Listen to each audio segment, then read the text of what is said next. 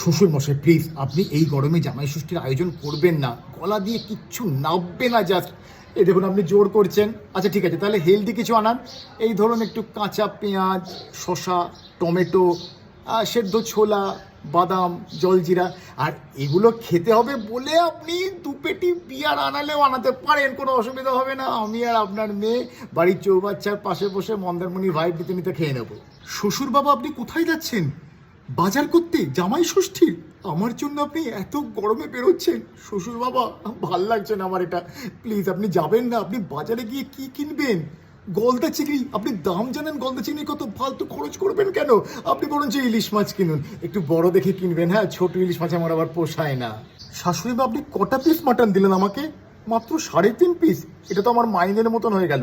একটু ডিএ পাওয়া যাবে না? মানে 1-8 পিস একটুখানি বেশি দেবেন না?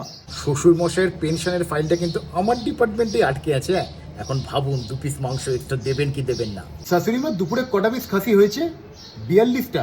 আর আমার বিরোধী পক্ষ মানে আপনার বড় জামাই আর ছোটো জামাই টোটাল কটা পাবে? 25টা। যাচ্ছিল, আমার তো তাহলে মেজরিটি হচ্ছে না। আমি এ পাড়াতে জনদরদি প্রকল্প খাসি শ্রী চালু করে দিয়েছি, জানেন তো? যে কোনো খাসির দোকানে যাবেন, 1 কিলো খাসি কিনবেন, 100 গ্রাম চর্বি আর ছাঁট ফ্রি পাবেন। তারপর আপনাকে বেশি সিট দেবেন না।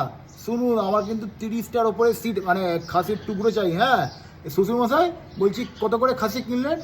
800 টাকা করে দিন, আমার 20% কমিশন দিন তো। হ্যাঁ সুজয় বলো। স্যার ওই জামাই ষষ্ঠীর দিন একটু ওয়ার্ক ফ্রম হোম করবো। কি তুমি আইটিতে কাজ করে জামাই ষষ্ঠীর দিনে ওয়ার্ক ফ্রম হোম করতে চাইছো? Satya Nadella, Mark Zuckerberg, Bill Gates, Shovan Chakladar এরা কখনো জামাই ষষ্ঠীর দিনে ওয়ার্ক ফ্রম হোম করে? স্যার শোভন চাকলাদারকে চেনো না তো? বাকি 3জনকে চেনো? শোভন চাকলাদার আমাদের অফিসে কাজ করতো। ও আগের বছরে জামাই ষষ্ঠীর দিনে ওয়ার্ক ফ্রম হোম করেছিল। জামাই ষষ্ঠীর দিনে ওয়ার্ক ফ্রম হোম করলে সে কখনো বিখ্যাত হয় না।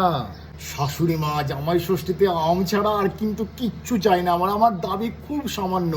সকালবেলাতে একটুখানি আমের লস্যি করে দেবেন, তারপর দুপুরবেলাতে হালকা করে ম্যাঙ্গো রাইস আর আম ভাপা ইলিশ, তারপরে বিকেল হলে একটু আম পোড়া শরবত, সন্ধেবেলাতে কিচ্ছু দরকার নেই, একটুখানি ম্যাঙ্গো চপ, আর রাত্রিবেলাতে পুরো 1 বাটি ভর্তি ক্ষীরে একটুখানি আম মিশিয়ে মেখে খেয়ে নেবো। আর কিচ্ছু চাই না। কাঁঠাল না প্লিজ, শ্বশুর মশাই কাঁঠাল নেছে, কাঁঠালের গন্ধ ভালো লাগছে না আমার। হ্যালো গাইস, আমি ফেমাস ফুড ব্লগার চেটে খাবো চিন্টু চলে এসেছি আজকে জামাই ষষ্ঠী স্পেশাল ব্লগ নিয়ে। কি খাবো সারাদিন আপনাদেরকে দেখাবো। তার আগে আমি এখন যেটা খাবো, আমার টেবিলের ওপর রাখা আছে 2টো আলুর চপ। ওটা আমি আপনাকে খেয়ে বলছি আমার কেমন লাগলো। অসাধারণ খেতে, জাস্ট অসাম। কি খেলে তুমি ওটা? কি খেলাম মানে আলুর চপ খেলাম। আরে ওটাতে ইঁদুরের বিষ মাখানো ছিল। গাইস ভালো থাকবেন আপনারা, আমাকে মনে রাখবেন। হ্যালো বেবে, বলছি এই সপ্তাহে তো জামাই ষষ্ঠী আছে, তোমার মা আমাকে ডাকবে না? ও বেবে, বিয়ে হয়নি তো কি হয়েছে, বাকি সব কিছুই তো হয়ে গেছে। হয়েছে তো নাকি? ডাকবে না? দুষ্টু। ঠিক আছে রাখছি। হ্যাঁ যাকে বেবে নাম্বার 2কে ফোন করবো। হ্যালো বেবে, ব্যাঙ্গালোরে আছি। বউ বলেছে নাকি জামাই ষষ্ঠীর দিনে আমাকে ধোসা ট্রিট দেবে। এটা কোনো কথা হলো? কলকাতায় থাকলে শাশুড়ি আমাকে ওখানে রেস্টুরেন্ট থেকে বিরিয়ানি খাওয়াতো। খুব মিস করছি আমি কলকাতার বিরিয়ানি, আমার শাশুড়িকে। আরে বাংলারমিষ্টি.com-এ দেখ। বাংলারমিষ্টি.com? সেটা আবার কি?